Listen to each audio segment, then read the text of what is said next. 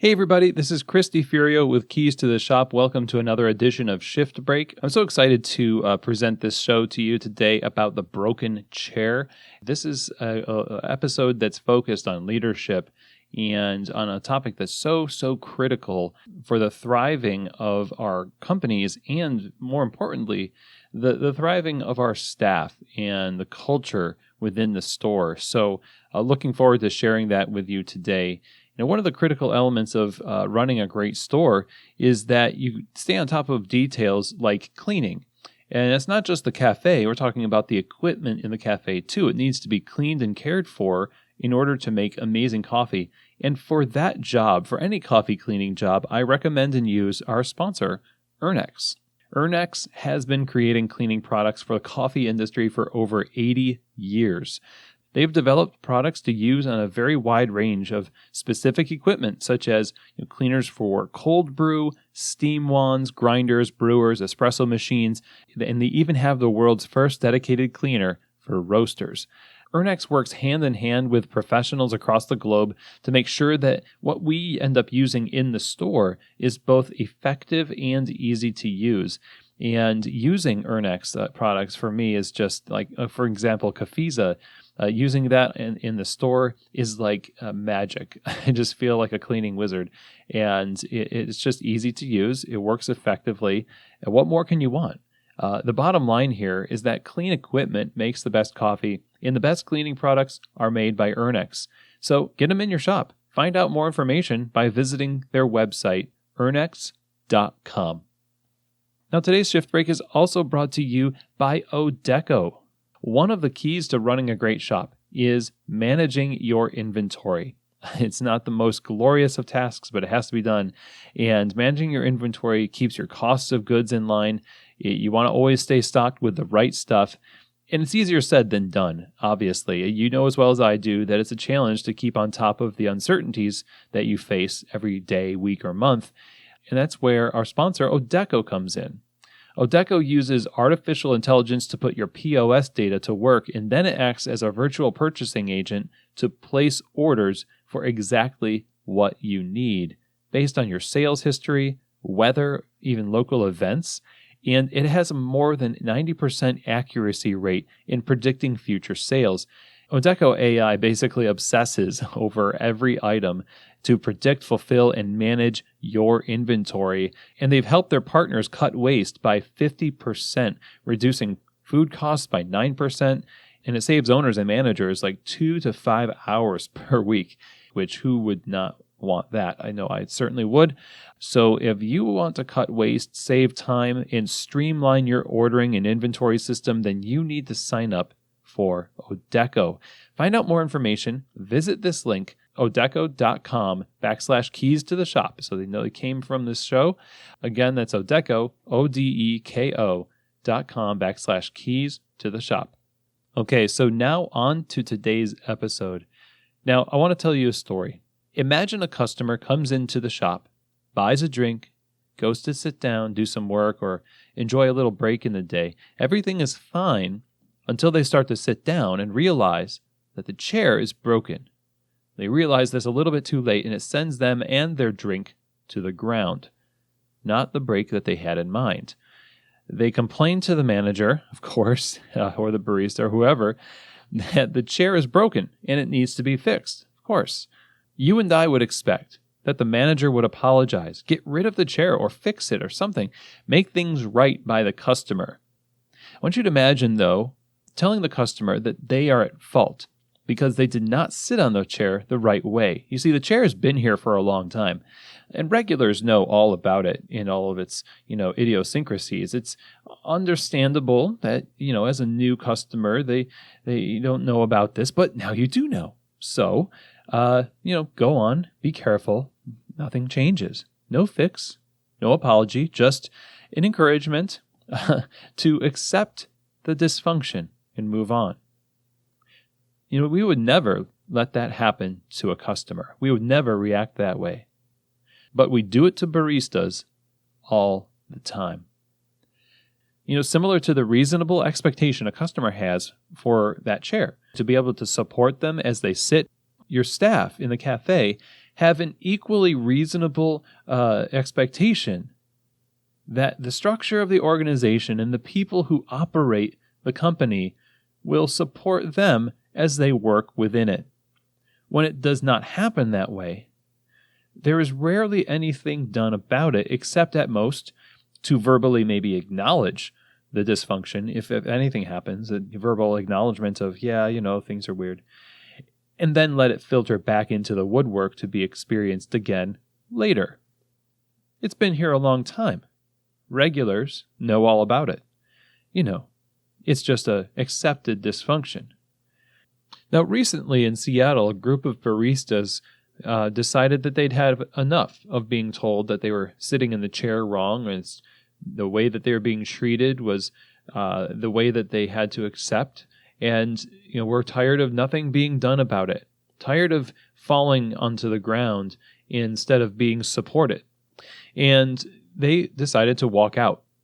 And it made a lot of headlines, because it was a particularly notable coffee shop, also because this type of thing doesn't usually happen the way it did. But the reality is that baristas, quote unquote, walk out individually for the same reasons all the time. They just don't tell you necessarily. They get other jobs, they move on. They don't really, they're not as candid with exit interviews, if you even have exit interviews. There's just this low hum of mediocrity and disappointment and, broken promises and unfair treatment, toxicity, harassment, things like that. It happens in drips, in fits and starts. When it's consistent and pronounced, things like this happen, situations explode. But it happens all over the world, and it might be even happening in your store. When a barista leaves a company, a lot of times because they feel underappreciated, undervalued. We just got done talking with Jenna Gotthelf on our last episode about this survey that they conducted and how being valued as a professional was such a huge factor in the sustainability of the barista. It's a very appropriate conversation for these times. I would encourage you, if you have not listened, to listen to that episode. But we just write people off a lot of times. Like, well, the barista workforce is transient, and we give ourselves an excuse. As leaders, we give ourselves an excuse for the environment that's not supporting the baristas. The kind of turnover that we see in coffee shops, in large part, is fueled by dysfunctional cultures that are born from leaders who either knowingly or unwittingly are not caring for their staff in the right way. We see them move on into other jobs, and we kind of think to ourselves, oh, they're not loyal to the company, or they just weren't the right fit for us, and we just get incredulous about it instead of wondering to ourselves, what happened? Why are they moving on? So much turnover is unnecessary or premature. People could have had another 1 to 2 years in the barista profession left in them, but they just couldn't take you anymore. They couldn't take it anymore. They can't take this anymore. And fill in the blank with whatever kind of toxic or dysfunctional thing is being experienced in a cafe. And it could be a number of things, but that is what drives so much of what we see in baristas moving from shop to shop or out of coffee altogether. So rather than being dismissive of people and their problems with the way things are in the cafe, for whatever justifying reasons you have to dismiss people, they don't understand how hard it is to be their boss, or they don't understand what it's like to be an owner, etc.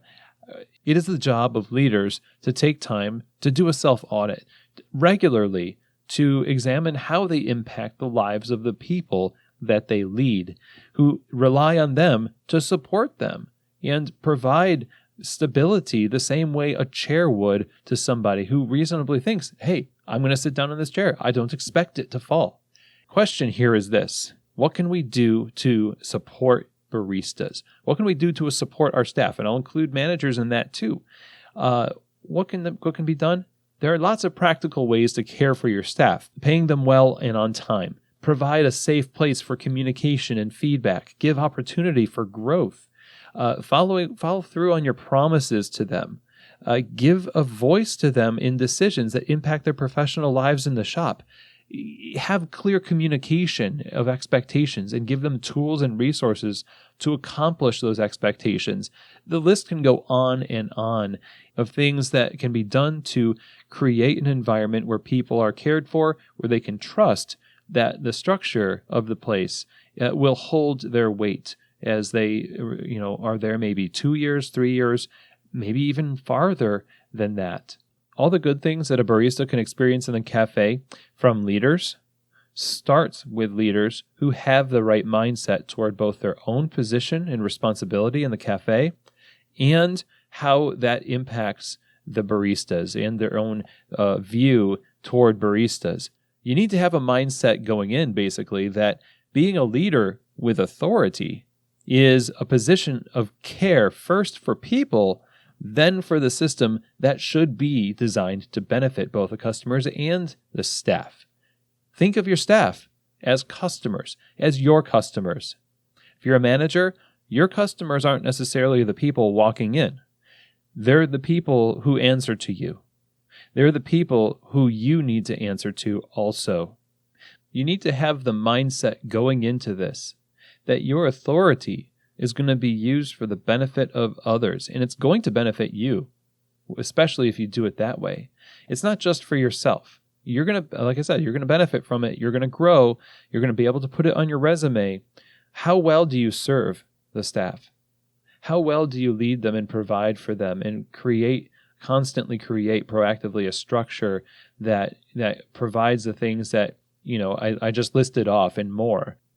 I would encourage you to accept the idea that there are seeds of toxicity and dysfunction within your organization, and that the only way to keep those things from growing is to plant other things and water them thoroughly and practice them constantly. Be proactive.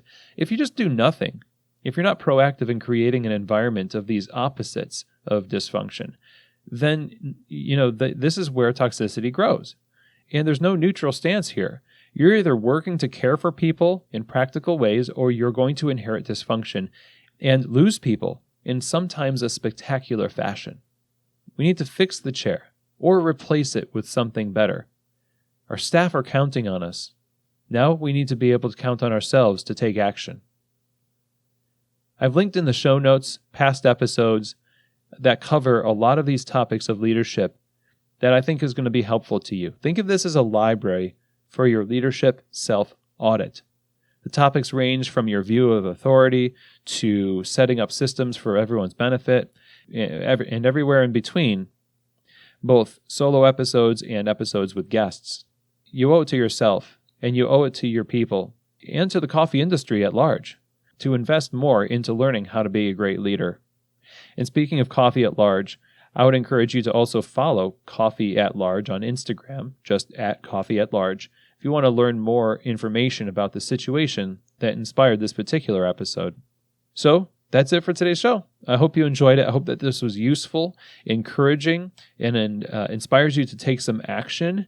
We should all be sitting up a little bit straighter these days, paying more attention, and getting better together. Thank you so much for joining me today, and I will see you here next week for another edition of Shift Break, from keys to the shop.